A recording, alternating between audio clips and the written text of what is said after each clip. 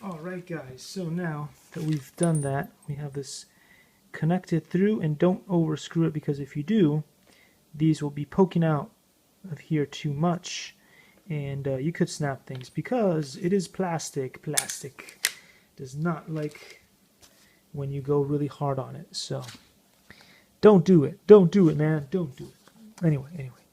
Let's grab more of those screwy screws. Again, it's the 3x10, not the 3x8s. And we can do the same thing that we just did in the back here.